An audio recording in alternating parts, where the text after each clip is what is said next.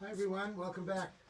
Today we're going to do something very different. We're going to have a Chassidish Verbringen. We're going to have a gathering, a Chassidic Verbringen. The rabbis say that what a Chassidish Verbringen can accomplish, even the angel Michal cannot accomplish. What is a Verbringen exactly? So a Verbringen is when people come together, they speak words of Torah, they tell stories of inspiration. They talk about their experiences and the Rebbe, and it becomes a very personal thing. It's not just a lecture; it's something that should touch the heart. And therefore, we start the Verbringen with L'chaim. So I want to wish everyone a L'chaim coming up. The reason we're doing this is because this coming Shabbos is Yutes Kislev, the 19th of Kislev, which is the Rosh Hashanah of Chassidus.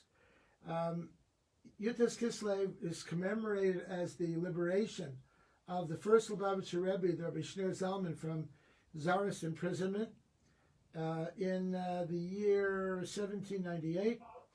And from the book Hayom Yom of the previous Rebbe, he writes that today is the Yortzeit also of the Mezritch Magid, the successor of the Baal Shem Tov, who passed away on Tuesday, Parshas Vayeshev in 1772. He's interred in Annapolis.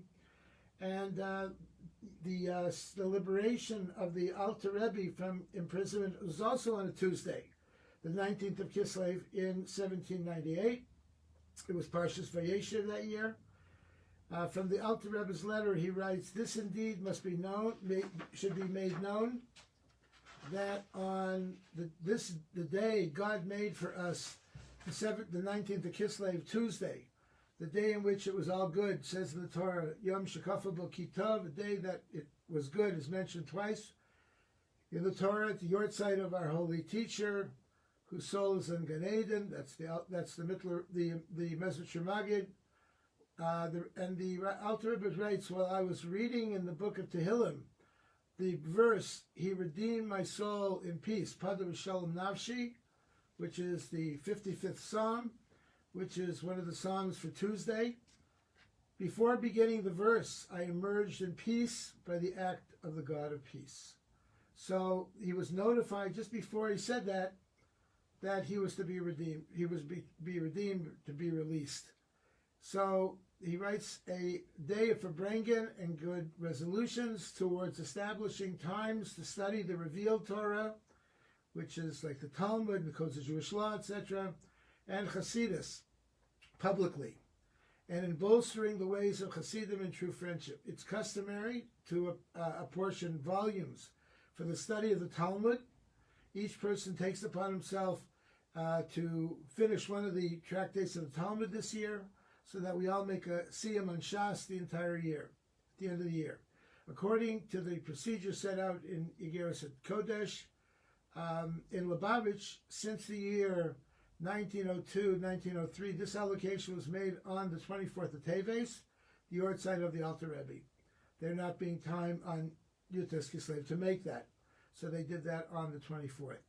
So it's a very auspicious day. It's a day in which the Alter Rebbe was released from his imprisonment by the Tsar. He was mastered on. He was told his opponents, his Jewish opponents, the Misnagdim, they told on him to the government that he was a traitor and he was sending money to Israel, which was under the Turks at the time, which was an enemy of Russia. I think we mentioned that last week. And he was imprisoned for that. And it was a libel. It was a lie. And as a result of it, he was in jail for about a month and a half.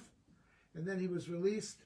And during that time, the Hasidim worked very hard to find out, first of all, where he was, and to raise the amount of money needed to liberate him through bribes given to government officials. And eventually they were able to do that. And it was a tremendous celebration when he was redeemed. So we're going to make a Verbringen today, and we're going to talk a little bit more about the Alter Rebbe and about the specialness of his day, the specialness of the Rebbe. So we'll start off with L'chaim. L'chaim, everyone. Baruch atah Adonai Eloheinu melech haolam shehakol niyeh b'dvaro. Amen.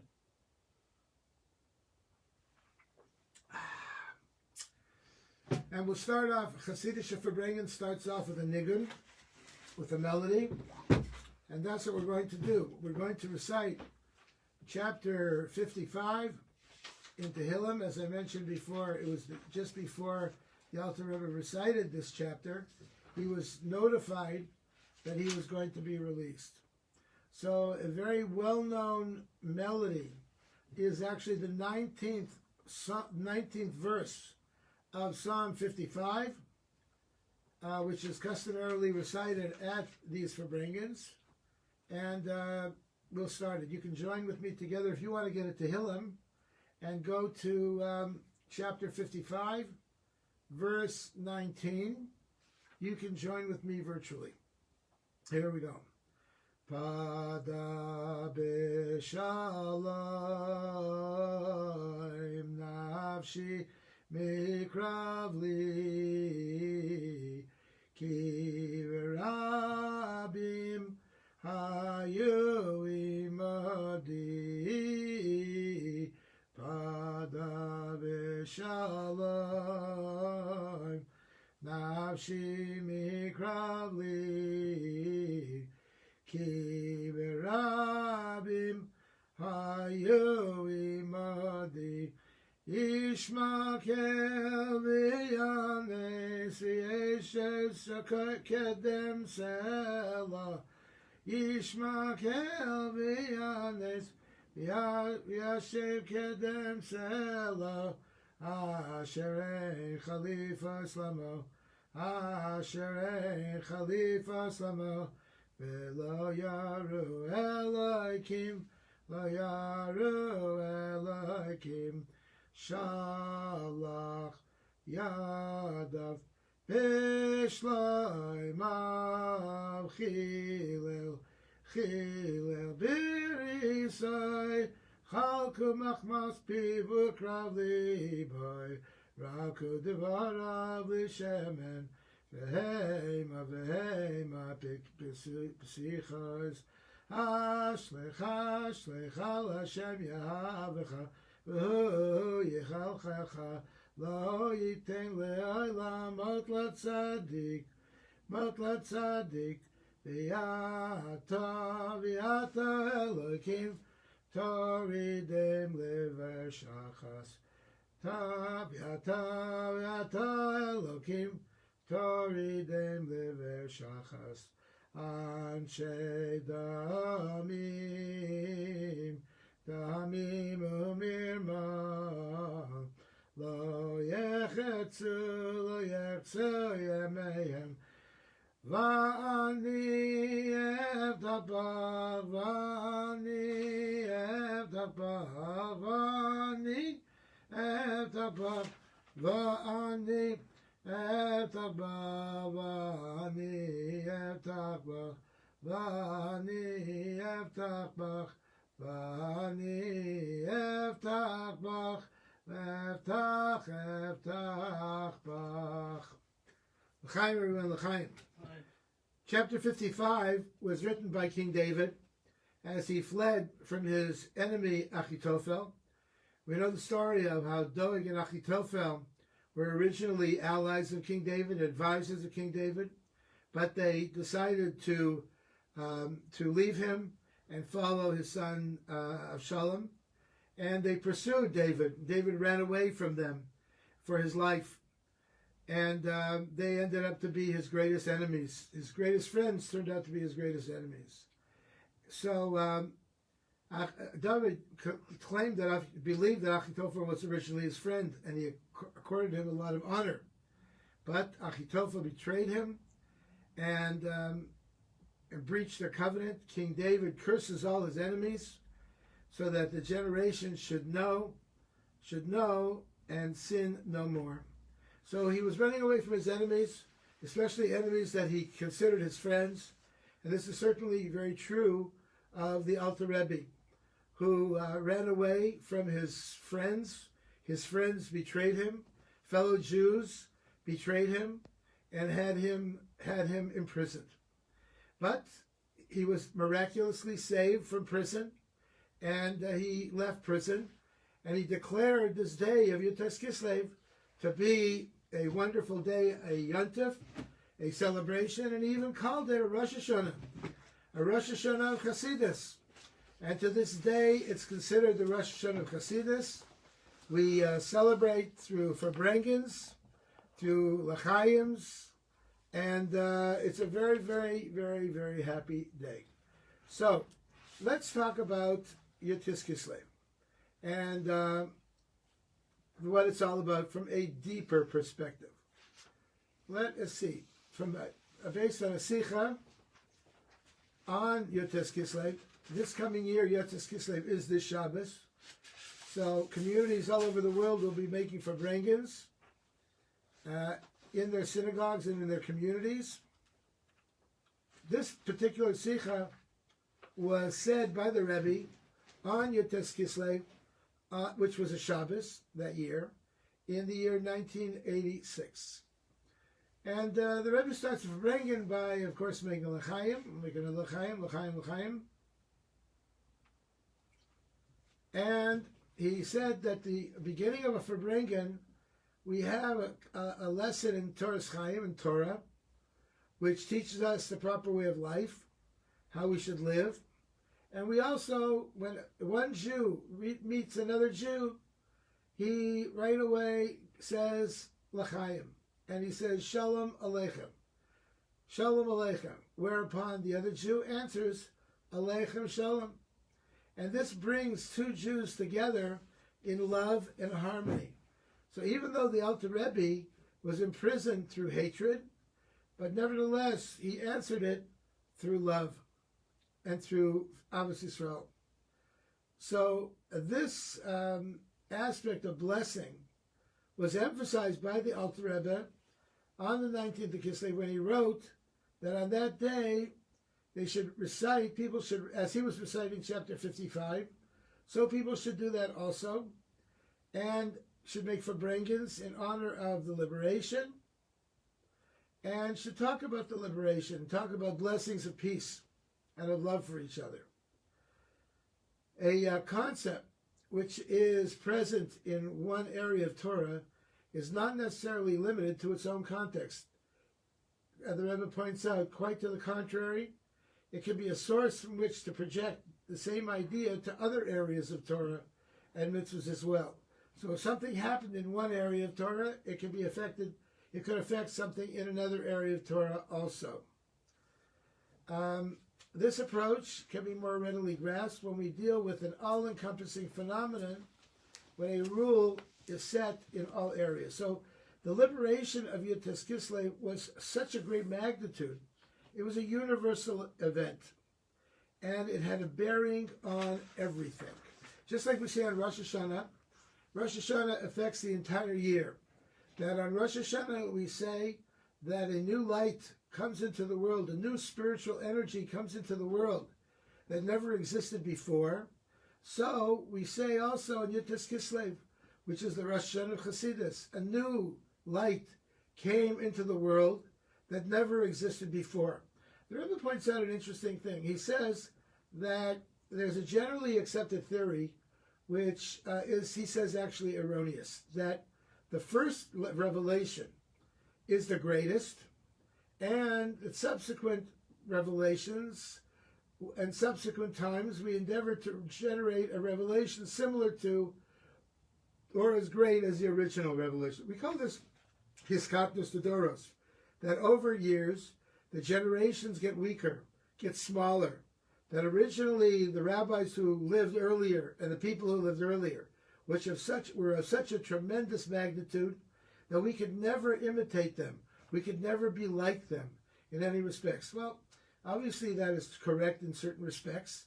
Certainly the Chumash is the greatest revelation of all. And then came the Talmud, the prophetic writings, etc.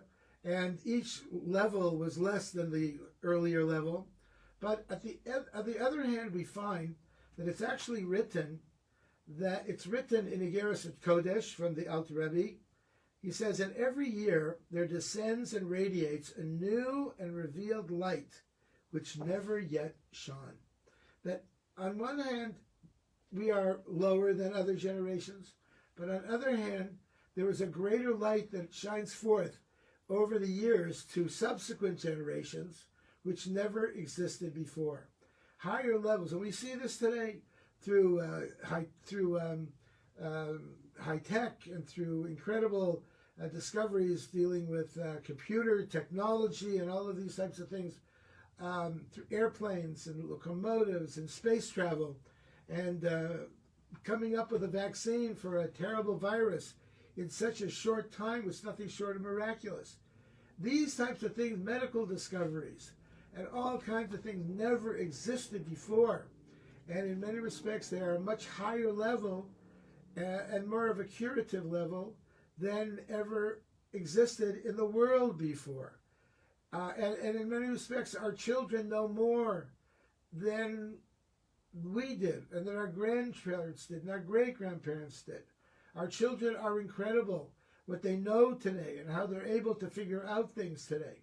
Not just in terms of technology, but in terms of Torah knowledge and what they know about Torah and how they see things in Torah. It's quite incredible.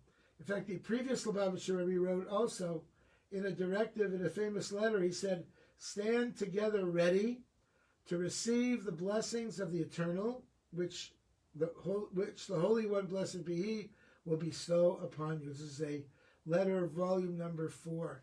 That the previous Rebbe said, get ready. Incredible things are going to happen that never existed before.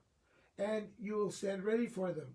And in fact, this will be the generation that will welcome Mashiach. Not previous generations, but our generation. Our generation will be the generation that will accomplish so much that no other generation ever did before. And our generation will see remarkable miracles in the world as never existed before, ever in history, in fact. So it's an incredible thing. Let's get back to the Alter Rebbe. So the Alter Rebbe, we call him the Alter Rebbe, means the old rabbi.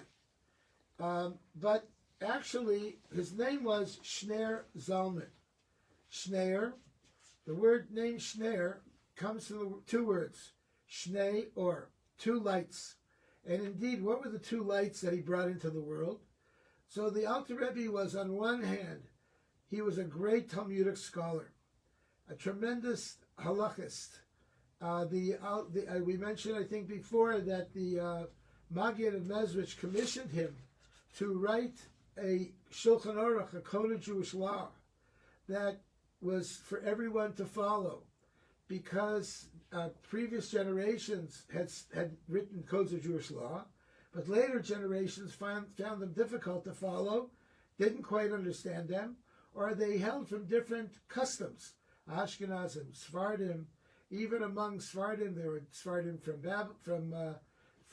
Damascus and from Yemen and from all kinds of different places. So they all had different customs. Among Ashkenazim, there was Russian, there was Hungarian, there were all different types of customs as well among them. So we needed a Shulchan Aruch that was easy to follow and that was for the common folk.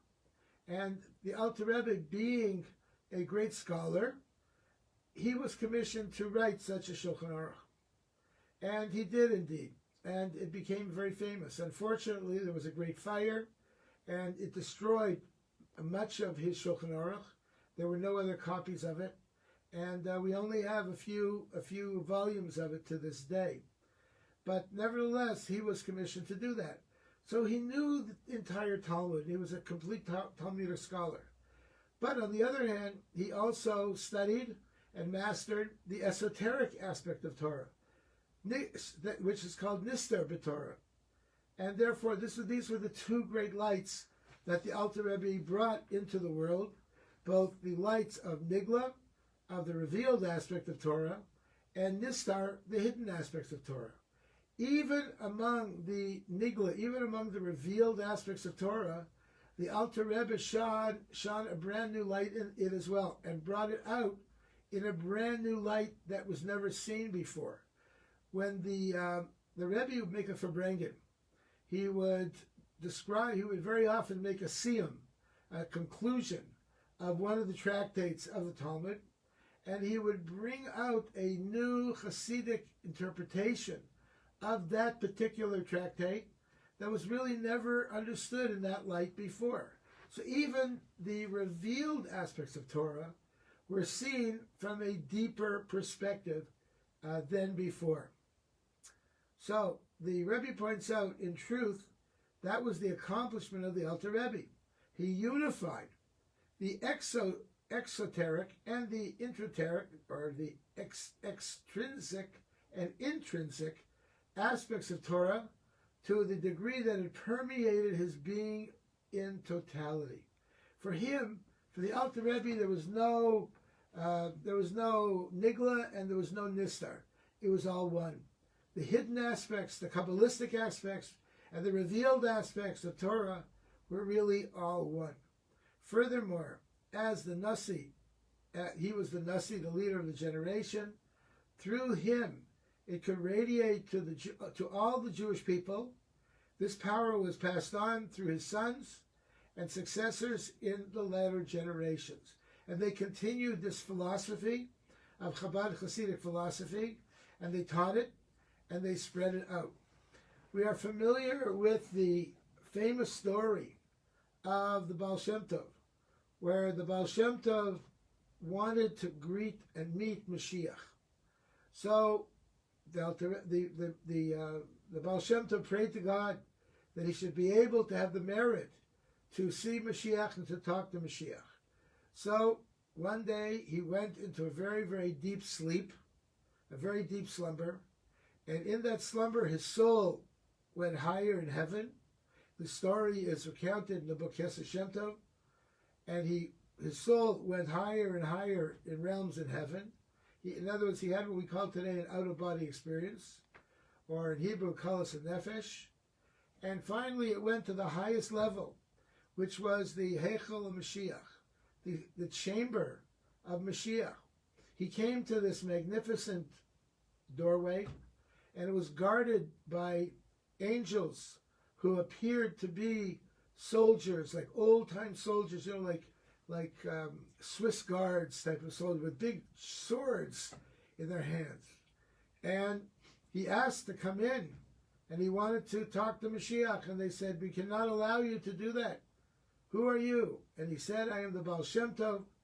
When he mentioned who he was, they all of a sudden opened the doors, and there he saw Mashiach. He entered into the chamber of Mashiach. And Mashiach asked him, "What are you doing here?" And the Baal Shem Tov said, very simple words from the prophets. He said, Masai ka'asimar, Master, when are you coming already? When we are waiting for you so badly. When are you coming? Masai ka'asimar, when are you coming, O Master?